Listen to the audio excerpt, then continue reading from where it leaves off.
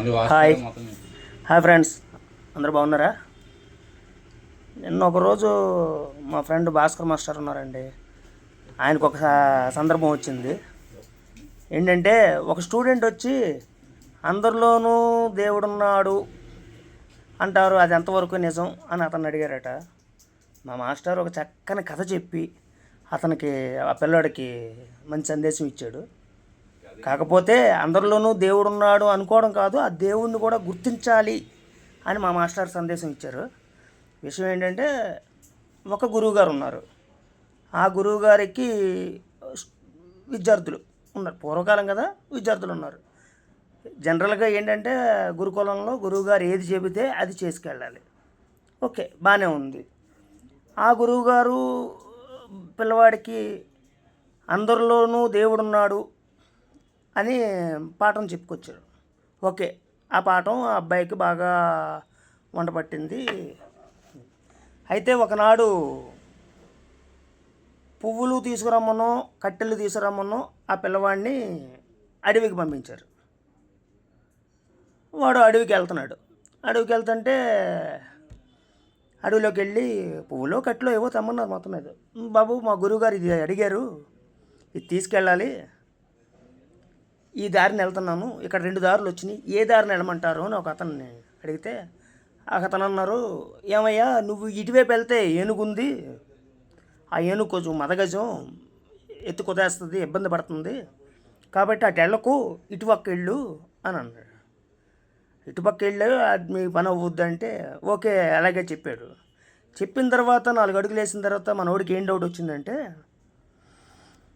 ప్రతి జీవిలోనూ దేవుడున్నాడు అని గురువుగారు చెప్పారు కదా, అప్పుడు ఆ ఏనుగులో కూడా దేవుడు ఉన్నాడు కదా, ఆ దేవుడు నా మాట ఎందుకెండు, కాబట్టి అటువైపు వెళ్తానని ఏనుగు వైపుకి వెళ్ళాడు. ఏనుగు వైపుకి వెళ్తే మరి ఆ ఏనుగు ఊరుకోదు కదా అని ఒక ఎత్తి కుదేసింది. వాడు ఒళ్ళు నొప్పులతో ఏదో ఈసురోమంటూ ఏదో తెప్పలు పడిపోయి గురువుగారు చెప్పిన పని చేసుకుని ఇంటికి వచ్చాడు.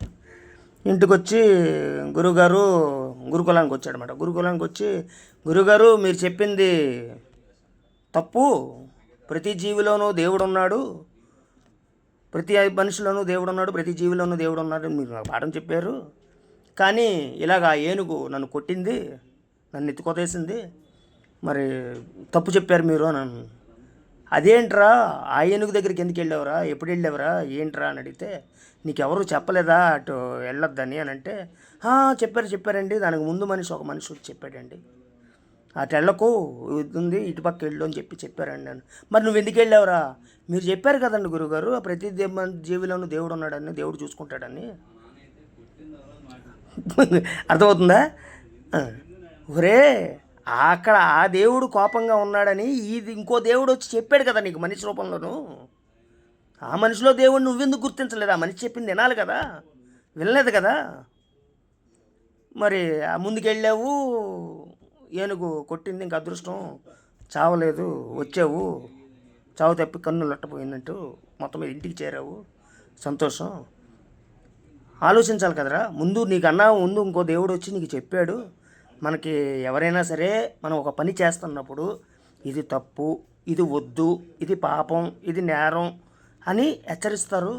అదే దేవుడి సూచన, దాన్ని మనం తీసుకోవాలి. మనం ఒక పని చేస్తున్నప్పుడు మనల్ని హెచ్చరిస్తారు, ఆచి చూచి చేసుకోవాలి. ఏంటంటే ఇందులో లోతైన సందేశం ఏంటంటే అండి, ప్రతి జీవిలోనూ దేవుడు ఉన్నాడు, మనకి సిగ్నల్స్ వస్తాయి. అంటే చిన్నపిల్లల కంటే వాళ్ళకి అందకపోవచ్చు, కానీ పెద్దోళ్ళం అయ్యంగా మనకి కొన్ని సిగ్నల్స్ వస్తాయి.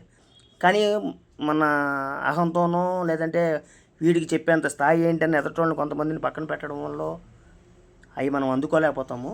అవి ఆ సూచనలు మనం పాటించకపోవడం వల్లనే మన గమ్యాన్ని చేరుకోలేకపోతాం అనమాట. అంతకుమించి ఏం లేదు. మా మాస్టర్ ఆ పిల్లడికి అర్థమయ్యేలాగా కథ చెప్పారు, చాలా బాగుంది. మీరు కూడా అర్థమైంది బాస్, తెలుసుకోండి, తెలుసుకుని మసులుకోండి. ఓకేనా? Bye bye friends.